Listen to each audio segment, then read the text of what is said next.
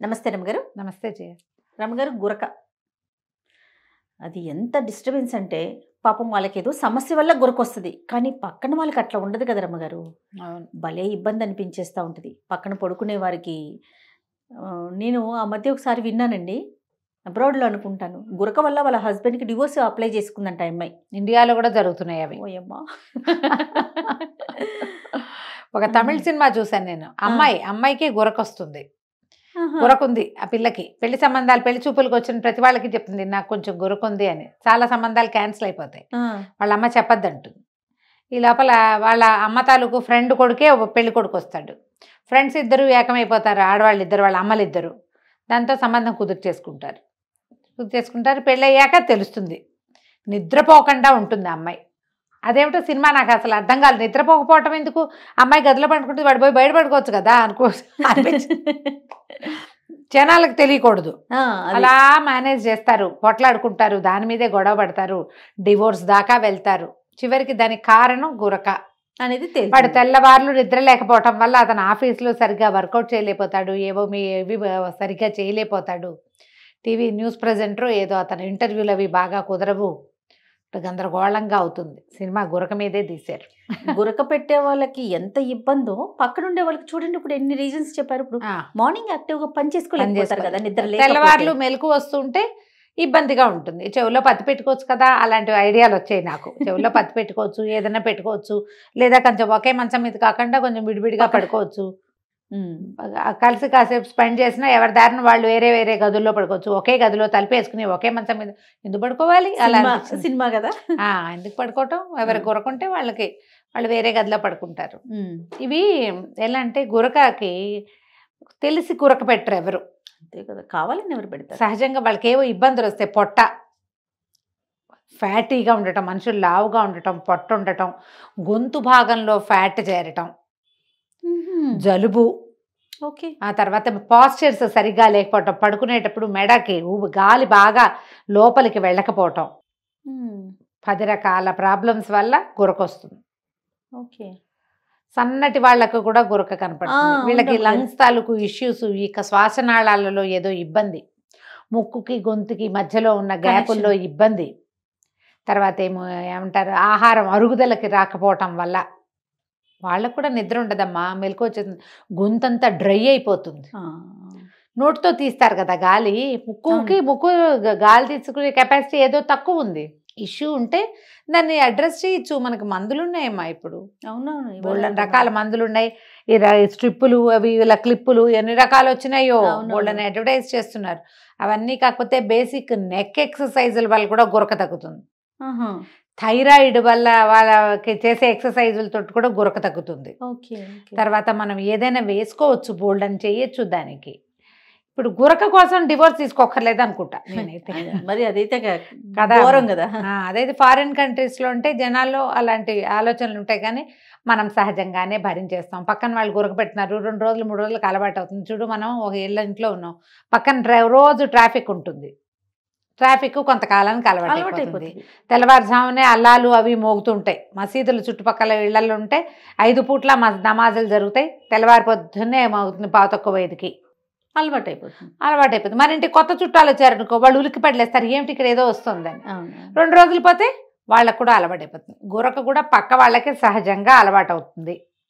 వీళ్ళు ఏదైనా నిద్ర పట్టలేని స్థితిలో ఉంటే గురక డిస్టర్బెన్స్గా ఉంటుంది. చక్కగా లేచెళ్ళి పగ్గదిలో పడుకోండి, చెవులో ఏమన్నా పెట్టుకోండి. ఇంత తీవ్రమైన గురక వస్తుందంటే ఎందుకు వస్తుంది? చంటి పిల్లలకు కూడా గురక రావచ్చు. గాలి శ్వాసక్రియ సరిగ్గా నడవకపోతే, శ్వాసనాళాలు ఏవైనా నొక్కుకుపోతూ ఉంటే, ఎక్కువ చచ్చిపోయేంత నొక్కుకుపోవు, గాలి ఆడినంత నొక్కుంటే. అంతేగా. జలుబు బాగా ముక్కు మూసుకుపోతే, పిల్లలకి జలుబు చేస్తే ముక్కు మూసుకుపోతుంది, ఆ నోరు తెరిచేస్తారు, నోటితో గాలి తీస్తుంటే గురకొస్తుంది. అవును. పిల్లల్లో అయితే డాక్టర్ని చూడండి, పెద్దవాళ్ళలో అయినా కూడా డాక్టర్నే చూడండి. ఓకే, దీనికి బేసిక్ కొన్ని ఏదేంటంటే ఎడం వైపుకి తిరిగి పడుకోవాలి. పక్కకి తిరిగి పడుకుంటే అంత గురక రాదు, గాలి సులువుగా ఆడుతుంది. ఇట్లా వెళ్ళకిలా పడుకుంటారు చాలా మంది, గమనించు. అవును, వాళ్ళ గురక ఎక్కువ వస్తుంది. లేదా బోర్లా పడుకుంటారు. బోర్లా పడుకుంటే గురక రాదా రమ్మగారు? మంచిదేనా రమ్మగారు? చాలా మంది బోర్లా పడుకుంటారు. మంచి అంటే వాళ్ళ అలవాటు ఇప్పుడు ఆడపిల్లలకి అలవాటు ఉంది అనుకో, ప్రెగ్నెన్సీలోను వాటిల్లోనూ ఇబ్బంది నిద్ర పడతారు. చాలదు, నిద్ర సరిపోదు. పొట్టొస్తే అప్పుడు కూడా బోర్లా పడుకోలేరు, అప్పుడు హాఫ్ పడుకుంటారు, పూర్తి బోర్లా పడుకోకుండా. చంటి ఎప్పుడు పడుకుంటారు, హాయిగా గాలి ఆడుతుంది. చంటి పిల్లలు మనం అట్లనే బోర్లనే బోర్లేస్తే హాయిగా నిద్రపోతారు సుఖంగా. మెడ పక్కకి పెట్టామంటే గాలి అందులోకి వెళ్తూ ఉంటుంది, సులువుగా ఉంటుంది. ఎడం వైపుకి తిరిగి పడుకోవటం ఒక బేసిక్ రూలు. ఓకే. గాలి బాగా ఆడుతుంది, హార్ట్ ఫంక్షనింగ్ బాగుంటుంది. తర్వాత ఒకవేళ మనం లావుగా ఉన్నామా, పొట్ట ఉందా, మెడ లావుగా ఉందా చూసుకుని ఏ కారణంతో వస్తుందో వాటిలలో ఉన్న అన్ని కారణాలని అడ్రస్ చేయడానికి ట్రై చేయండి. కొంతమంది పెద్దవాళ్ళు చెప్తారు తేనె తీసుకోండి పడుకునేటప్పుడు అని చెప్తారు. ఇప్పుడు తేనె తీసుకోమని చెప్దాం, మనం కూడా తేనె తీసుకుంటాం. తేనె తీసుకుంటే నోరంతా తీపి అవుతుందా? తీపి అవుతుందా? అంటే తీపితోటి పడుకోకూడదు కదా, పళ్ళు పాడైపోతాయి. నోరు వాష్ చేసేసుకోవాలి. ఈ లోపలికి తీసుకున్న తేనె వెళ్ళిపోతుంది కదా లోపలికి. అవునా? మరి దానివల్ల ఉపయోగం లేదు. కానీ హాట్ వాటర్లో, వేడి నీళ్ళల్లో కొంచెం మరీ హాట్ కాదు, లూక్ వామ్ కంటే కొంచెం ఎక్కువ, కాస్త వెచ్చగా ఆ నీళ్ళల్లో కొంచెం తేనె వేసుకుని తీసుకుంటే గొంతులో కొంత తడి ఏర్పడి మాయిశ్చర్ ఉండటం వల్ల ఇలా అవ్వకుండా ఉంటుంది అని చెప్తున్నారు. కానీ అవన్నీ టైం టెస్టెడ్, ఎవరి దారిని వాళ్ళు ట్రై చేసుకుని చూసుకోవాల్సిందే. పడుకునేటప్పుడు కంఠం గార్గల్ చేసుకుని పడుకోవటం, హాట్ వాటర్తో గార్గల్ చేసి పడుకోవటము, చక్కగా బ్రష్ చేసుకుని పడుకోవటం, కాస్త మంచినీళ్ళు తాగి పడుకోవటము, వేడి పాలు తాగి పడుకున్నా కూడా కొంత బెటర్గా ఉండడానికి అవకాశం ఉంది. మనము ఇప్పుడు ఏంటంటే దాన్ని నస్యక్రియ అంటారు, ఆవు నెయ్యి ముక్కులో వేసుకోవటం. మేమేం చేసేవాళ్ళం అంటే చిన్నప్పుడు పిల్లలకి జలుబు చేస్తే ఒక డ్రాప్ నువ్వుల నూనె వేసేదాన్ని నేను, ముక్కు దిబ్బడేయకుండా. ముక్కు దిబ్బడేసింది అనుకో, ఎప్పుడైతే నోస్ బ్లాక్ అయిందో గాలి నోట్లోంచి తీసుకోవాల్సి వస్తుంది, కంఠం డ్రై అయిపోతుంది, అది మంచిది కాదు. ముక్కుతోటే శ్వాస తీసుకోవాలంటే ముక్కులో కొంచెం నూనె వేసేవాళ్ళము. ఆవు నెయ్యి వేసినా కూడా అద్భుతమైన ఫలితం లభిస్తుంది, దాంతో గురక తగ్గుతుందని నేను చాలామంది ఆయుర్వేద వైద్యులు చెప్తుండగా విన్నా. నా వరకు నాకు మెలకు రావడం ఆగిపోయింది, ఆవు నెయ్యి వేసుకోవటం మొదలుపెట్టాను. నేను ఎమరాల్డ్ వాళ్ళ దగ్గర నుంచి తెచ్చా, తిన్నాను ఆవు నెయ్యి బాటిల్, దానికి ఒక డ్రాపర్ కూడా ఉంది, నాజిల్ డ్రాపర్. ఇప్పుడు మరి చలికి బిగిసిపోతుంది, కానీ చలికాలం ముందు మొదలవడానికి ముందు అయితే నాకు చాలా బాగుంది అనిపించింది. జస్ట్ ఒక్కొక్క డ్రాప్ పడుకునే ముందు మంచం మీద పడుకుని వేసేసుకుని దాన్ని మూత నొక్కేసి పక్క పెడితే మన దిండు పక్కనే హాయిగా కూర్చుంటుంది, అది చాలా హాయిగా ఉంది. బాగుంది అనిపించింది నాకు. పెద్దగా అవసరం లేని వాళ్ళు సరే, నాకు కొంచెం ముక్కు దిబ్బడేసినట్టు గాలి ఆడని ఫీలింగ్ ఉంటుంది నాకు, పోస్టర్ కూడా సరిగా లేకపోయి ఉండొచ్చు. తల దిండ్లు ఒకటి మార్చుకోవాలి. దిండు పెట్టుకుంటామా, ఆ దిండు తాలూకు హెచ్చు తగ్గుల వల్ల కూడా గురకొస్తుంది. ఇప్పుడు మనకి ఇట్లాంటి షేప్ లో ఉన్న దిండ్లు వస్తున్నాయి కదా, అది పెట్టుకుంటే ఏంటంటే నెక్ కి సరైన సపోర్ట్ లభిస్తుంది. స్పాండిలైటిస్ లాంటి ఇష్యూస్ కొంచెం బెటర్గా ఉంటాయి, నొప్పి తక్కువగా ఉంటుంది. తర్వాత గాలి ఆడే క్రమం సరిగ్గా ఉంటుంది. ఈ ఫారిన్ కంట్రీస్లోనట ఇట్లా గురకొస్తుందని మనకి మళ్ళీ ఇట్లా వెనక్కి పడుకోరట, 3-4 దిళ్ళు వేసుకుని కొంచెం ఆనుకున్నట్టు పడుకుంటారట. చాలా మన సినిమాలలో బోల్డ్ అన్ని దిళ్ళు ఉన్నట్టు ఉంటాయి. అన్ని దిండ్లు ఎందుకు, 2 తలకట్లు ఎందుకు చాలవు అని అడిగితే మా ఫ్రెండ్ ఒకడు, అక్కడి నుంచి ఫ్రెండ్ తమ్ముడు, తను చెప్పాడనమాట, మరీ గాలి అట్టలేదు గురకొస్తుంది అలా అనిపిస్తే పూర్తిగా వాళ్ళకుండా ఇట్లా కొంచెం రిక్లైనింగ్ పొజిషన్లో పడుకుంటున్నాను, ఆ దిళ్ళు అందుకు ఉపయోగపడతాయి. అక్కడ అందరూ అట్లాగే పడుకుంటారు, చాలామంది అట్లా పడుకుంటారు, అప్పుడు గురక రాదు అని చెప్పాడు.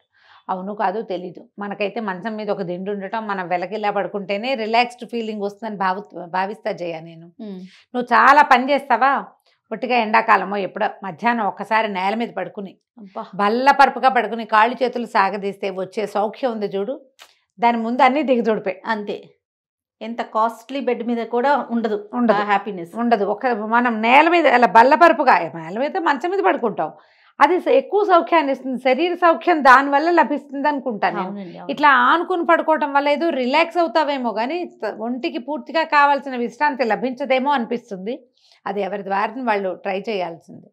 మీరు సమీపంలో ఉన్న ఆయుర్వేద వైద్యులనైనా, హోమియోపతి వైద్యులనైనా, లేదా మీకు అలోపతి డాక్టర్ రెగ్యులర్గా ఎవరైనా ఫ్యామిలీ డాక్టర్ ఉంటే గురకొస్తుంది అని అడిగి దానికి వైద్యం చేయించుకోండి. ఏ కారణంతో మీకు గురకొస్తుందో కొంచెం సరిగ్గా చూసుకోండి.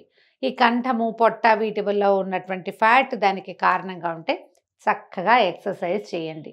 ఆయిల్ ఇది పక్క వాళ్ళకి ఏదో మేలు చేయటం కోసం వాళ్ళకి నిద్ర పట్టట్లేదు కాబట్టి కాదు, మీకు కూడా లాంగ్ రన్ లో దానివల్ల ఇబ్బంది అవుతుంది. ఎప్పుడు గొంతు డ్రై అయిపోయి మెలకు వచ్చేస్తుంది, నిద్రా సౌఖ్యం ఉండదు.